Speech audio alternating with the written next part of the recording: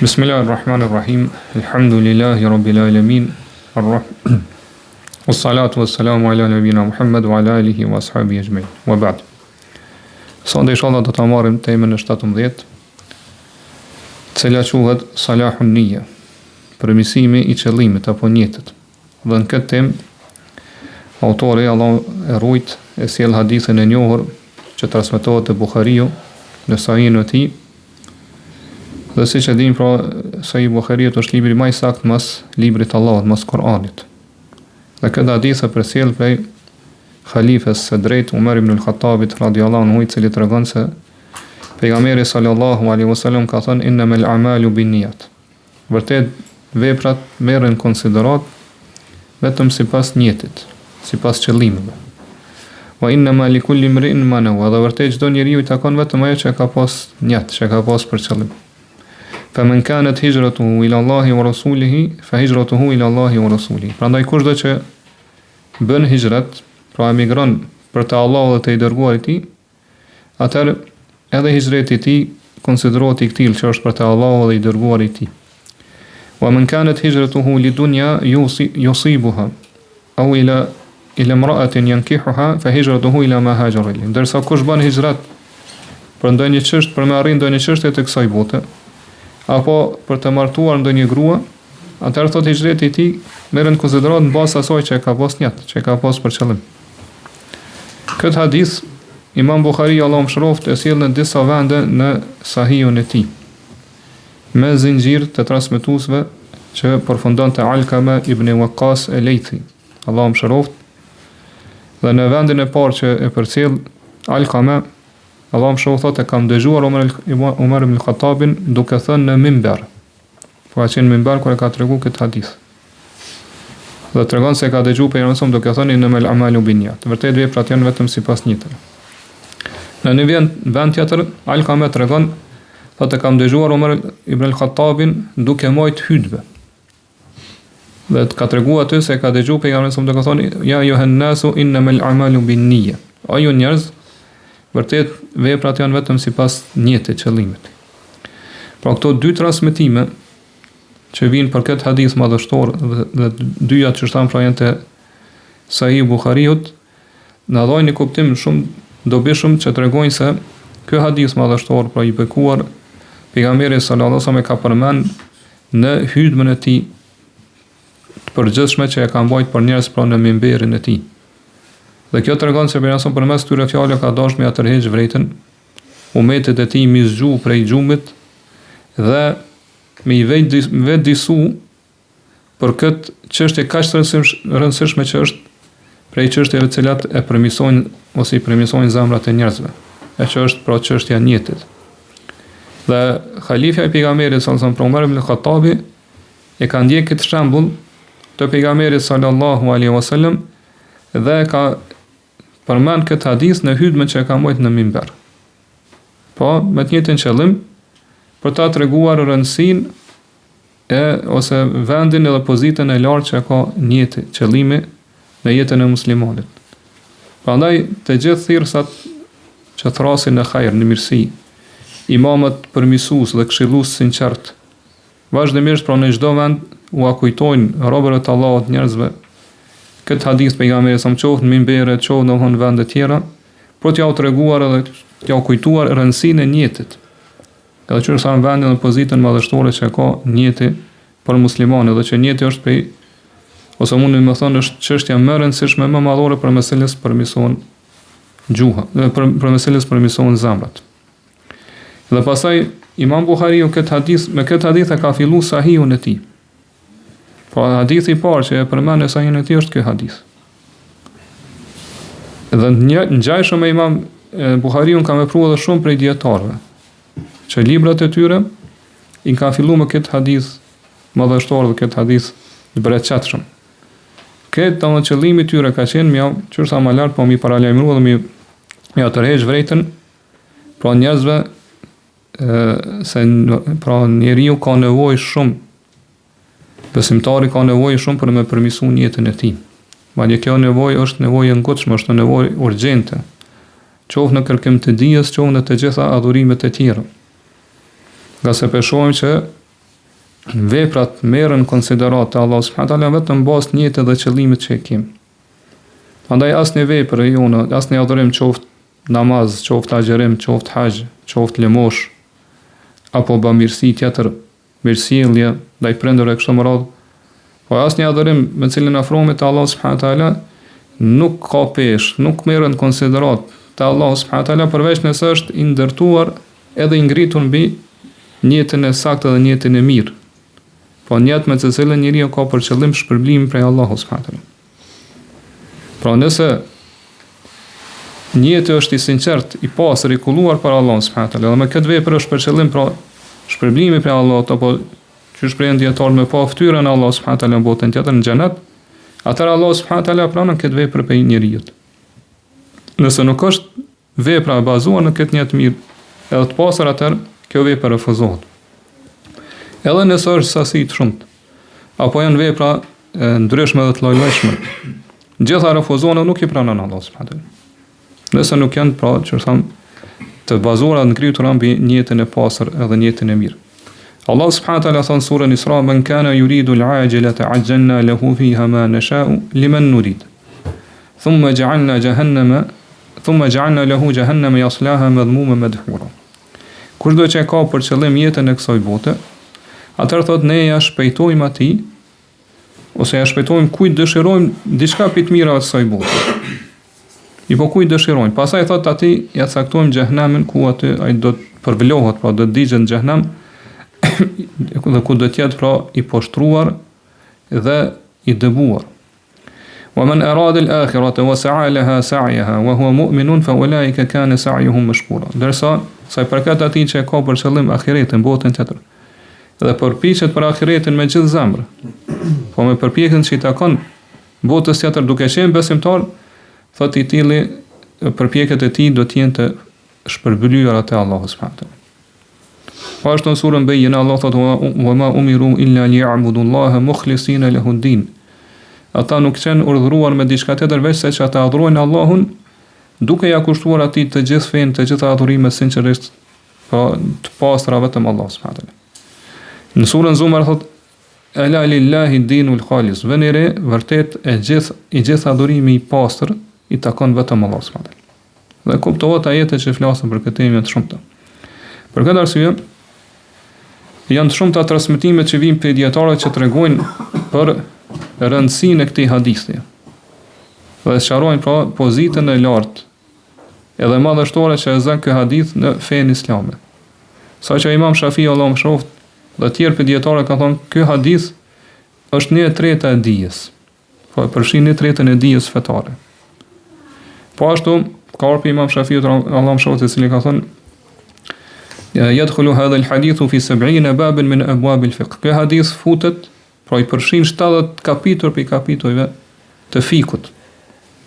Për arsye se çështë po më lart, po ky hadith po flet ose futet në gjitha adhurimet, qoftë namaz, qoftë agjerim, sadaka, haxh kështu më radh. Po gjitha këto adhurime nuk merren parasysh, nuk merren konsiderat Allah veç se me një të pastër dhe sinqert. Dhe e pam se pejgamberi sallallahu alajhi wasallam këtë hadith në sjellin në shembull, një krahasim i cili vlen pastaj si peshore për çdo adhurim tonë. Pra pejgamberi sallallahu alajhi wasallam thotë: "Man kanat hijratuhu ila Allahi wa rasulihi fa hijratuhu ila Allahi wa rasulihi." Kushdo që ka bë hijrat për të Allahut dhe të dërguarit e tij, atë hijreti i tij konsiderohet i tillë që është për të Allahut dhe të dërguarit e tij. Po dietarët e shpjegojnë thonë, kushdo që ka bë hijrat për të Allahut dhe të dërguarit e tij me niyet edhe qëllim të pastër. Po niyeti i tij ka qenë me bëj xhat për hir të Allahut, edhe me shku pra me ndihmu pejgamberin sallallahu alajhi wasallam në Medinë, me niyet edhe qëllim të pastër.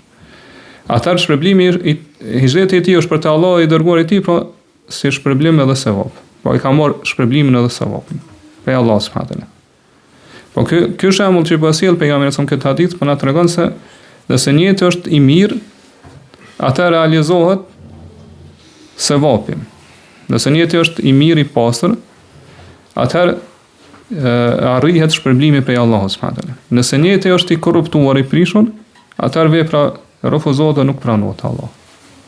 Ka se Allahu subhanahu wa taala, po siç e pam deri tash, nuk pranon vepra vetëm ato që janë të pastra sinqerta për hir të tij. Dhe fjala e Imam Shafiut që tha për këtë hadith që e përfshin në tretën e dijes, këto e shpjegon më së miri ose e sqaron fjala e Imam Ahmedit, Allahu mëshiroft, i cili ka thënë që bazat e Islamit vërtetën edhe sillen rreth 3 haditheve. Hadithi i Umerit, kjo që jemi duke shpjeguar, innamal a'malu binniyat, vërtet veprat janë vetëm sipas niyetës. Hadithi i Aishës radhiyallahu anha tregon se pejgamberi sallallahu alaihi wasallam ka thënë men amila amalan laysa alayhi amruna fa huwa rad, kurdo që e vepron në punë e adhurim për cilën nuk ka argument në çështjen tonë, por në fen tonë ai refuzohet. Edhe hadithi i Numan ibn al-Bashirit, ku pejgamberi sallallahu alaihi wasallam thotë innal halala bayyinun wa innal harama bayyinun wa bainahuma mushtabihat. Vërtet halali është i qartë dhe harami është i qartë, mes tyre ka gjëra të paqarta. Sharimi i kësaj ose shpjegimi i kësaj fjale të Imam Ahmedit e gjejmë te Sheikhul Islam Ibn Taymija, i cili tregon se feja Allahu subhanahu wa taala është ose kryerja zbatimi i urdhnave të Allahut subhanahu wa taala ose braktisja e ndalesave, ose murujt prej gjërave dyshimta. Këtë feja Allahu subhanahu wa taala përmbledhen çdo tri. E këto të gjitha që shpom janë përmendur zbashku në hadithin e Numan ibn Bashirit. Mirë po kjo pastaj plotësohet përmes 2 çështjeve. E para është që këto vepra, po në pamjen e jashtme të tyre me qenë përputhje me sunetin e pejgamberit sallallahu alaihi wasallam. E po këto as sqaron po hadithi i Aishës, kushdo që bën një punë, një vepër që nuk është e bazuar në fen tonë, refuzohet. Çështja e dytë që i plotëson këto vepra është që në pjesën e brendshme të tyre ose pamjen e brendshme të tyre këto vepra me qenë sinqerisht për Allahun. Dhe këto pra sqaron hadithi i Umerit radhiyallahu anhu që jemi duke shpjeguar, që veprat janë vetëm sipas niyet. Prandaj vërtet pra njeriu musliman ka nevojë shumë me përmirësu niyetën e tij, me trajtu pra qëllimin, synimin e tij, me shëru, me trajtuar ka për hir të Allahut subhanahu wa taala apo jo. Mi rregullu dëshirat e tij në të gjitha veprat e adhurimet e tij. Pa përjashtuar asnjë prej veprave adhurimeve të mira, veprave të mira. Çish tham qoftë namaz apo agjerim apo haxh edhe të tjera. Po asnjë prej këtyre veprave nuk dohet që besimtari t'i kryejë ndryshe veç se duke synuar e duke pasur për qëllim shpërblimin prej Allahut subhanahu wa taala. Ka se gjitha këto vepra, pra nëse nuk bën sinqerisht për Allahun, po nuk synohet që besimtari me arrish shpërblimin në botën tjetër prej Allahut subhanahu wa taala, atë gjitha këto vepra po nuk janë të pranuara, nuk janë të kënaqshme dhe nuk do shpërblehen në botën tjetër prej Allahut subhanahu wa taala. Gjithashtu veprat e mira që i kryen njeriu pa pamjen e jashtme, edhe fjalët e tij të mira të sakta që i ka, për këtyre veprave nuk hyn me të, po me njeriu në varrin e tij, veç sa ato vepra me cilat e ka pas për qëllim fytyrën e Allahut subhanahu wa taala. Tjerat këtë domthon asnjë nuk hyn së bashku me të në varrin e tij, këtë refuzohen. Po veprat që i kryen njeriu për qëllime të tjera, qoftë për famë, apo që me lavdru të tjerë, apo për syfaqësime, po atjerë që po kryen vepra të mira, apo për ndonjë prej të mirave kalimtare të saj bote, apo ndonjë pozitë ose heqësi që është domthon jetë shkurtër e kështu me radhë, tjera domthon për interesave, për qëllimeve që i ka nefsi dhe shpirti i njeriut, po që sa më lart gjitha këto nuk pranohen te Allahu subhanahu wa taala. Nuk janë vepra me të cilat Allah është i kënaqur me to. Nga se kusht për pranimin e veprave është që ato, po që repom deri tash, vepra me qenë po e atill që të bëhet vetëm duke synuar e duke kërkuar shpërblime për Allah subhanahu. Dhe përmirësimi i njetit është një çështje që kërkon luftë të vazhdueshme, përpjekje të vazhdueshme me veten tonë. Po vazhdimisht me luftu nefsin tonë, veten tonë, egon tonë, që këto vepra mi bë për hir të Allahut. Nuk është një çështje që e arrin një herë në jetë dhe kjo përfundon, mo deri në vdekje mos kemi pas punë me jetën tonë. Përkundrazi, përmirësimi i jetës është një përpjekje e vazhdueshme, nga se jeti shumë lehtë mundet me të shpëtuar dhe me tik të shurtojnë prej durrëve. Dhe gjërat që të pengojnë, edhe që e pengojnë njeriu ose ja largojnë njeriu pra jetën edhe qëllimet e mira të pastra janë të shumta në jetën e kësaj bote. Prandaj Allah subhanahu wa taala thot surën Ankebut, "Walladhina jahadu fina lanahdiyannahum subulana wa inna Allaha la ma'al muhsinin. Vërtet ata që u munduan, u përpeshën për hir tonin, ne do t'i udhëzojmë në rrugët tona. Dhe vërtet Allah është me vepra mirët. Për këtë arsye pra është një gjë që kërkohet vazhdimisht për muslimanit që me luftu ose që tham nefsën e tij që veprat i kryej për hir të Allahut. Po vazhdimisht kërkohet për muslimanit që ta trajtoj jetën e tij, po ta përmirësoj jetën e tij deri në frymarrjen e fundit, deri në çastet e fundit të jetës së saj bote. Nga se vazhdimisht njeriu të i këto gjëra, shkaqe që e pengojnë edhe e largojnë për ti pra sinqeritetin, ikhlasin, po i vijnë nga gjitha anët. Prandaj pra njeriu në çdo kohë, në çdo vend ka nevojë që me përmirësu qëllimin e tij, me trajtu jetën e tij edhe gjithashtu me rregullu pra dëshirat edhe synimet e tij. Për këtë arsye kanë ardhur prej selefit transmetime të shumta të rëndësishme që konfirmojnë ose vërtetojnë rëndësinë e jetës dhe rëndësinë për me përmirësu jetën, pa mi kushtu kujdes të plot çështjes së jetës. Kto i ka përmbledhur ose i ka përmendur Ibn Rajab Allahu mëshiroft në librin e tij Jami'ul Ulum wal Hikam, që është pra shpjegimi i 40 haditheve të Imam Nawawit. Për këtyre transmetimeve është fjala Yahya ibn Abi Kathirit Allahu mëshiroft, i cili thotë: Ta'allamu an-niyyata fa innaha ablaghu min al-'amal. Mësoni jetën, për arsye se jeta është më e rëndësishme se sa vetë vepra. Jeta e qëllimit është më e rëndësishme se sa vetë vepra. Po ashtu Ubayd ibn al-Yami thotë: Inni la uhibbu an takuna li niyyatun fi kulli shay, hatta fi at-ta'ami wash-sharab. Thotë unë dëshiroj që me bën niyet për çdo gjë. Atëherë kur ha dhe kur pi. Po aty me bën niyet për hir të Allahut. Po ashtu thotë inni fi kulli shay'in turiduhu al-khayra, hatta khurujaka ila al-kunasa. Çdo gjë që dëshiron me vepru bën me niyet mirë. Edhe kur dal thotë me hedh beturinat në atë vend grumbullimin e beturinave. Ato bën me niyet mirë për hir të Allahut, që shpërblesh edhe për këtë vepër. Daud at-Tai, Allahu më thotë: Ra'aytu al-khayra kullahu inma yajma'uhu husnu an-niyya. Thotë kom pa që krejt hajri, krejt mirësia, pra që konsiderohet hajri dhe mirë të Allah subhanahu wa taala, këtë i bën bashk niyeti i mirë. Wa kafaka bihi khayran wa in lam tansab. Dhe mjafton ty thot niyeti i mirë si hajri, si mirësia, edhe nëse nuk lodhesh me punu. Po mundohu pra në çdo gjë me bën me niyet mirë, edhe nëse nuk bën punë të shumta të mira, niyeti mjafton pra si mirësi dhe hajri të Allahu mu shpërbli për të. Po ashtu me një vend tjetër thot: El birru himnatu at-taqi. Devotshmëria, bamirësia është synimi, preokupimi i devotshmit. Walau ta'allaqat jami'u jamarihi bi hubbi ad-dunya la radathu yawman niyyatuhu ila aslihi. Për këtë arsye thotë nëse njeriu ka niyet mirë, gjithmonë ka niyet sinqert pasur për Allah, thotë edhe nëse gjitha gjymtyrët e tij lidhen me dashurinë ndaj kësaj bote, pra është i dhënë komplet në jetën e kësaj bote. Thotë herë do kur që ky niyet i mirë që e ka pasur ka më kthy aton në origjinë. Ka më kthy në esencë, pra ka më kthy te Allah subhanahu. Po është dëshiron me tregu se sa e rëndësishme është niyeti.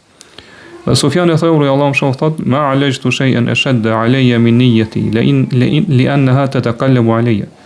Nuk kanë gjetë diçka më të rëndë se sa me shëru, pra me trajtu niyetën tim. Ka se thot ai vazhdimisht po ndryshon, vazhdimisht po ndrohet pra niyeti, qëllimi.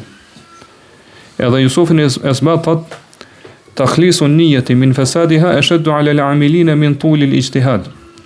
Me pastru niyetën për gjërave që e prishin ato, thot është një gjë më e vështirë për ata që bojnë adhurime të shumta, për adhurues të mëdhenj, se sa thot ato përpjekjet e gjata të shumta që i bojnë për adhurime të shumta. Po niyeti i lodh ata më shumë për mirësimin e jetës. Allah Mutarrifin me Abdullah thot: Salahul qalbi bi salahil amal, wa salahul amal bi salahil niyya. Zemra përmirësohet nëse përmirësohet vepra, dhe vepra do të përmirësohet atë kur përmirësohet niyeti. Gjithashtu disa prej selefëve kanë thënë: Men sarrahu an yakmula lahu amaluhu falyuhsin niyyatahu. Kush dëshiron që të ketë vepër të plotë te Allahu subhanahu wa taala, po me plusu veprat e Allahu subhanahu wa taala, po me arrit shpërblimin e plot, le ta rregulloj, le ta përmirësoj niyetën e tij. Fa inna Allaha ya'juru al-'abda idha hasunat niyyatuhu hatta bi lukma. Nga se Allah e shpërblen njeriu nëse ka niyet mirë edhe për një kafshat bukës që han. Po atë kafshat nëse e bën me një të mirë, Allah të shpërblen. Edhe Abdullah ibn Mubarak ka thënë rubba amelin saghirin tu'adhimuhu an-niyya. Ka mundësi të thotë një vepër shumë e vogël, është e vogël, mirë po niyeta e zmadhon, ato e bën të madhe. Wa rubba amelin kabirin tusaghiruhu an-niyya. E ka thotë mundësi që vepra më qenë shumë e madhe, mirë po niyeti i qëllimi me zvoglu ato, me bë të parëndësishme. Edhe Ibn Ajlani ka thonë la yasluhu al-amalu illa bi thalath. At-taqwa lillah wa niyyatu al-hasana wal isaba. Wa niyyatu al-hasana wal isaba. Thot vepra nuk është e saktë e shëndosh veç se nëse i përfshin 3 gjëra. E para është thot me pas devotshmëri, frikë për Allahun, me pas një të mirë edhe me ia qellu, pra qëllimi është me ia qellu pra sunetet pejgamberit, me pas sipas sunetet pejgamberit sallallahu alaihi wasallam.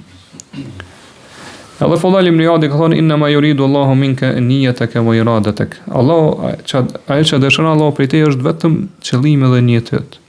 Po kjo është ajo që Allah subhanahu taala dëshiron prej teje. Po këto janë disa pi transmetimeve që i përcjellim në Rexhebi Allahu mëshiroft në këtë libër, në librin e tij pra që tregon për rëndësinë e niyetit. Prandaj Sheikhul Islam Ibn Taymija thotë niyeti është çdo gjë ose është ajo gjë që njeriu e fsheh në veten e tij. E mund të fshat. Prandaj thot nëse qëllimi i tij që e ka në veten e tij, por në shpirtin e tij është për me arritë shpërblimin prej Allahut, ose me kërku, pra me synu, me pa ftyrën e Allahut në botën tjetër, atëherë thot këtë rast e meriton shpërblimin për atë vepër. Nëse niyeti i tij është me pa tjerë për sy faqësi, atëherë meriton dënimin prej Allahut, jo shpërblimin. Ka se Allah ka thonë fa wailul lil musallin, mirë për namazfalësit. Pa Allahu pi kërson ata që falin namaz. Mirë po kush janë ata thot alladhina hum an salatihim sahun, janë ata cilët janë të shkujdesur ndaj namazit të tyre. Alladhina hum yuraun, janë ata cilët kur falin për sy faqësi, jo për hir të Allahut. Po ashtu Allah kur i përshkruan hipokritët thot wa idha qamu ila salati qamu kusala yuraun an-nas. Kur ngriten me fal namaz, ata ngriten me fal namazin me përtaci, edhe falen vetëm për sy të botës, pa për mi pa të tjerë. Po ashtu e përcjell pastaj hadithën e Abu Hurairës, që është Muslimi, që i përmend 3 persona, ose mund të them 3 kategori të njerëzve, me të cilët Allah do ta ndezë zjarrin e xhehenamit. Edhe këta 3 kanë bërë vepra shumë madhështore. Po i pari është ai i cili ka mësuar dije fetare dhe ja ka mësuar tjerëve. Mirë po qëllimi i tij ka qenë që tjerët me thonë është njeri i dijshëm. I dytë është ai i cili ka luftu edhe ka dhënë jetën në luftë. Mirë po qëllimi i tij nuk ka qenë me luftu për hir të Allahut, por që tjerët me thonë trim, guzimtar. Edhe tjetri është ai i cili ka dhënë sadaka. Mirë po nuk e ka dhënë sadakon, por nuk e ka shpenzuar pasurinë e tij për hir të Allahut. Mirë po që më thonë tjerë që është bujar. Është njeri pra që jep. Allah subhanahu wa taala gjitha këtyre njerëzve ose këtyre 3 kategorive thotë ju e keni marrë shpërblimin e ju. Kan thonë njerëz për to, pra keni arritur qëllimin e ju. Mirë po me këta njerëz pra ndizë zjarri i xhenemit fillimisht. Prandaj thotë Sheikhul Islami qëllimi i tyre kur i kanë bërë këto vepra kaq të mëdha, kaq të rëndësishme është se i kanë pasur për qëllim që njerëz të lavdruan ata, njerëz të respektu. Po qëllimi i tyre ka qenë me arrit pozitë dhe famë në mesin e njerëzve. Nuk e ka pas këto vepra, nuk e ka pas qëllimin e këto vepra, këto adhurime kaq të mëdha ftyrën e Allahut apo shpërblimin e Allahut subhanallahu teala. Por këtë arsye thot veprat e tyre në pamjen e jashtme gjitha kanë qenë vepra të mira. Mirë po thot këta kur merren llogari te Allahu subhanallahu teala, janë prej atyre që meritojnë dënimin prej Allahut. Pastaj ai dënon Allah apo jo, kjo është çështje tjetër, mirë po meritojnë dënimin prej Allahut. Nga se pejgamberi sallallahu alaihi wasallam ka thënë hadithin që transmeton Ibn Majah, edhe është hadith, po Sheikh Albani thotë është hadith hasan i mirë. Thotë men talaba al-ilma li yubahi bihi al-ulama aw li yumari bihi as-sufaha aw li yasrifa bihi wujuh an-nas ilayhi falahu min 'amalihi an-nar. Ai që kërkon dije fetare është fjala, që të mburret para dietarëve apo që të debatoj me të padijshmit, apo që t'i kthej fytyrat e njerëzve kaj, po qëllimi i tij është fama, njerëz më kthy kaj me fytyrën. Atëherë thotë ai kësaj vepre e tij fiton vetëm zjarrin e xhenemit. Këto ka me pas pra si shpërblim apo ndeshkim. Ngjashëm me këto ka ardhur hadithi tjetër që transmetohet te Abu Daudi dhe Ibn Majah dhe Sheikh Albani thotë është hadith sahih. Po autentik thotë men talaba ilman mimma yubtagha bihi wajhu Allah la yatlubuhu illa liyusiba bihi 'aradan min ad-dunya lam yarih ra'ihat al-janna.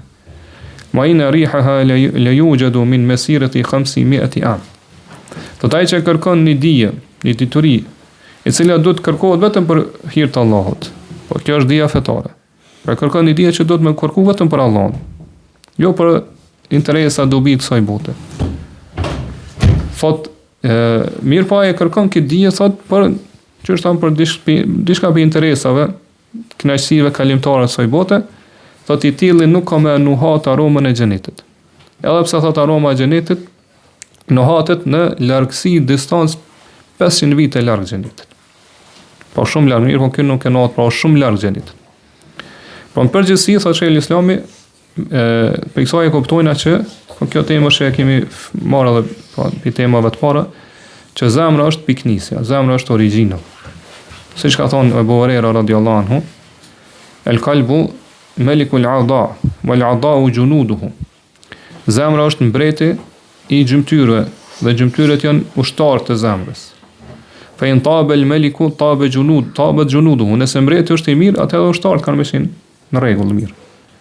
Wa idha khabudat junuduhu. Nëse mbreti është i keq, udhëheci është i keq, atëherë edhe ushtarët e tij kanë qenë tillë.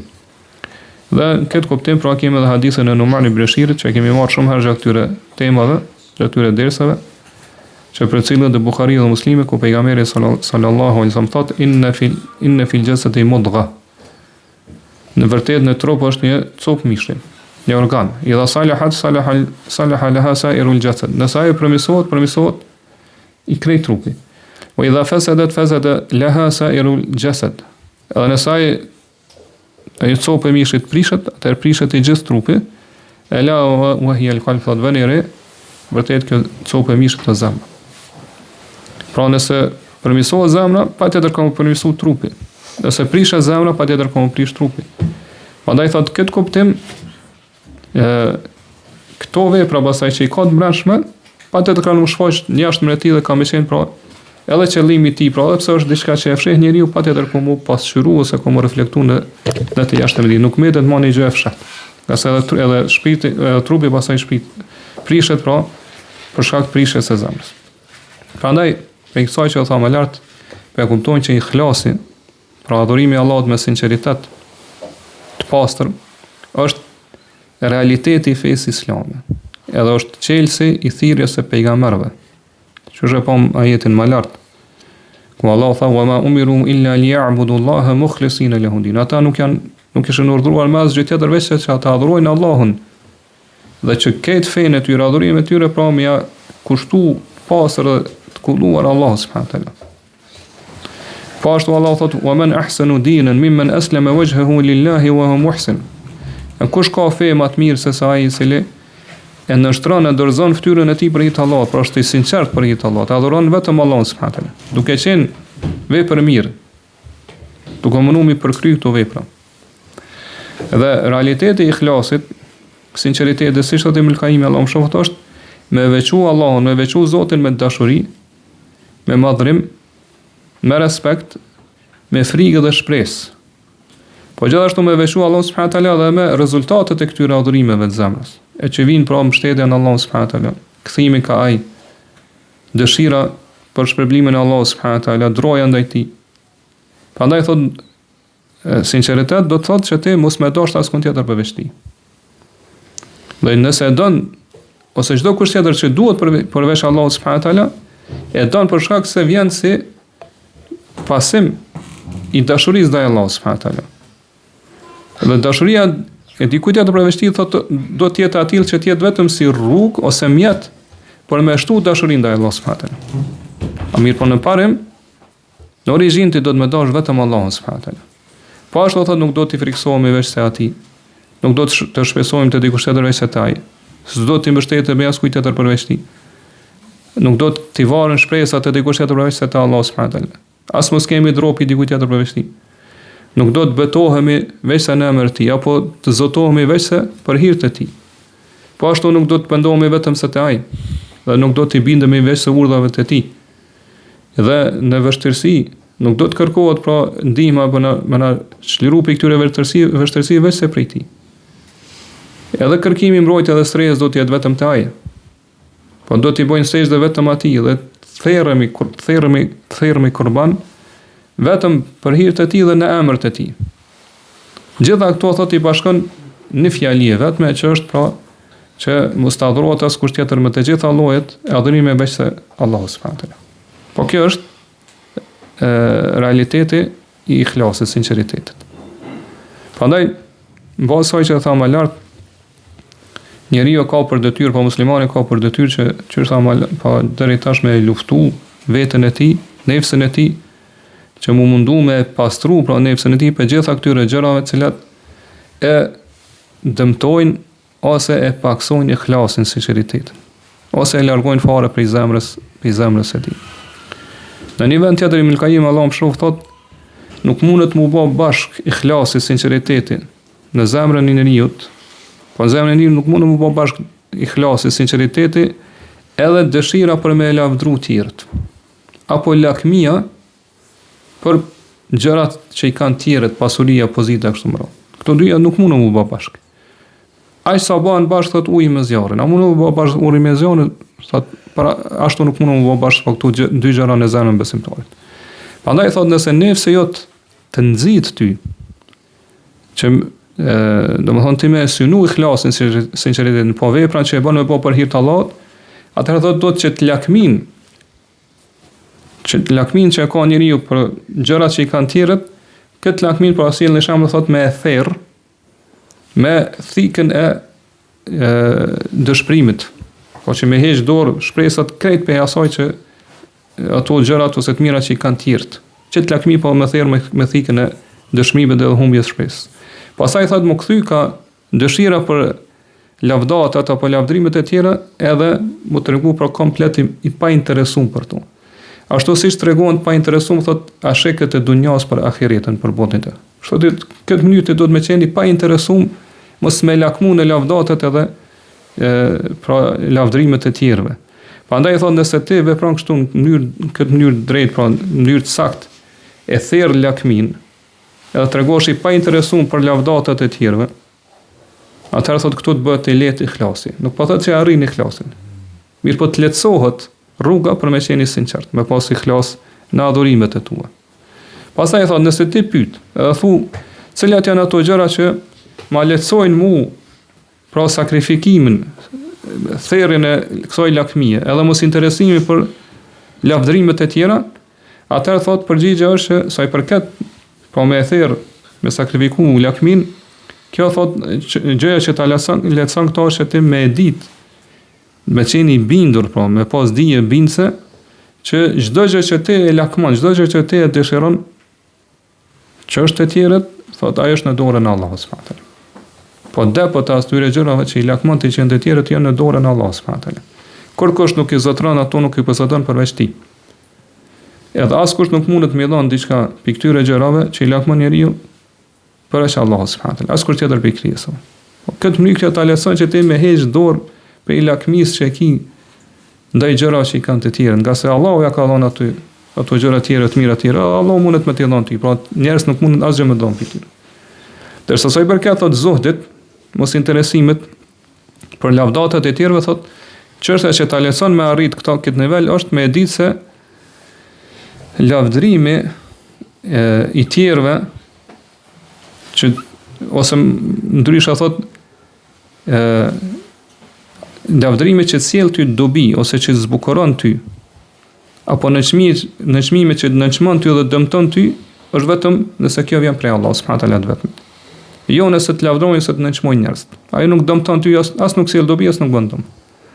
Siç ka thënë në hadithin e një beduinit, i cili ka thënë pejgamberi sa som in madhi zain wa dhammi shayn. Lavdrimet që ti bëjnë në ty, i ka thënë pejgamberi sa som janë të nderojnë ty, janë nder për ty, zbukurim për ty. Ka se i ka qenë, pra, si kryetari i fisit, ka pas pozitë me senjor. Nëse ai e ka lavdruar sipas tina, pra, nëse unë të lavdroj ty, atëherë edhe tjerë kam të lavdru ty. Mirë, po në çmimi që ta bëjnë ty është shëmtim, pra, të nënçmoj edhe tuli shumë. Çka ka thonë pejgamberi sa dhakallah, dhalika Allah. Kjo është Allahu. Po ato që e lavdron Allah është i lavdruar. To është stolisa dhe zbukurohet me këtë lavdrim. Ato që nënçmon Allah, ai është i nëshmori i vërtetë. Jo, domthonë ato që e lavdrojnë apo nëshmojnë njerëzit. Prandaj po vazhdon Ibn Qayyim thotë, në këtë mënyrë ti do të me qenë po mos me lakmu dhe mos pas interes në lavdrimet e tjerëve që realisht lavdatat e tyre fare nuk zbukurojnë ty. Po s'ki dobi për ty. Po gjithashtu mos më interesu, po me qenë indiferent ndaj nëshmimeve që ta bojnë tjerët. Ka se nëshmimeve tjera fare nuk të shëmtojnë ty, po nuk tulin ty. Edhe thotë gjithmonë dëshiroj edhe synoje, domthonë lavdrimet ose lavdatet e atij që i cilin nëse të lavdron ty, atëre gjithë bukuria ose solisi është në lavdatat e tij, pra kjo është Allah subhanahu. Dhe gjithë shëmtia është në çmimin që ai ka bë dikuj për njerëz. Thotë edhe këto nuk mundesh me arrit, po me realizu këtë nivel ose me arrit këtë nivel veçse me durim edhe bindje. Kurdo që njeriu thotë humb durimin edhe bindjen, atëherë thotë është sikur ai i cili dëshiron me udhtu në deti, mirë po thot pa anije. Dëshiron me udhtu në për deti, me lundru në deti, mirë po pa anije. Është e mundur, kjo është e pamundur. Prandaj thotë edhe ti nëse nuk i durim edhe bindje nuk mundesh me arrit këtë nivel. Dhe Allah subhanahu wa taala i thot pejgamberit sallallahu alaihi wasallam surën Rum, fasbir inna wa'da Allahi haq. Duro nga se vërtet premtimi i Allahut është i vërtet hak. Wa la yastakhifannaka alladhina la yuqinun. Dhe mos lejo që ata cilët nuk besojnë, nuk janë të bindur që me ta humb durimin ty, me ta humb sabrin ty. Mos i lejo pra ata që me arrit këtë gjë të ti, pra dohon me të shtyn që ti me humb durimin dhe sabrin. Po ashtu Allah në surën Sejdë thotë: "Wa ja'alna minhum a'immatan yahduna bi amrina lamma sabaru wa kanu bi ayatina yuqinun." Dhe prej tyre caktuam udhëheqës të tjerëve që i udhëzonin të tjerët me urdhnat tanë, për shkak se ata ishin të duruar edhe ishin të bindur, kishin bindje të plot, besim të plot në shpalljet tona. Po durimi dhe bindja, me këto dyja pra arrin gjitha nivelet e larta të fesë. Prandaj në fund të kësaj teme themi që vërtet të gjithë ne kemi nevojë që vazhdimisht shumë herë, nëse ka mundësi çdo ditë ose edhe më shumë herë gjatë ditës me lezu vetes këtë hadith. Ja kujtu vetes këtë hadith pejgamberit sallallahu alaihi wasallam, edhe përmes tij mi kuru, mi mjeku, mi trajtu zemrat tona dhe gjithashtu mi analizu pra gjendjet tona dhe njëtet tona, qëllimet tona i kena për hir të Allahut apo jo. Prandaj në fund e lutem Allahun subhanahu wa taala që të përmirësoj njëtet, qëllimet e gjithë neve, na udhëzojë në rrugën e drejtë dhe mos ta lejoj që në këtë rrugë të mbështetemi vetes tonë qoftë asa lëvizja që rpikut çapallës. Dhe Allah subhanahu wa taala dhe më mirë, Allahu alem, Allahumma salli wa sallim ala nabina Muhammad wa ala alihi wa ashabihi ajma'in.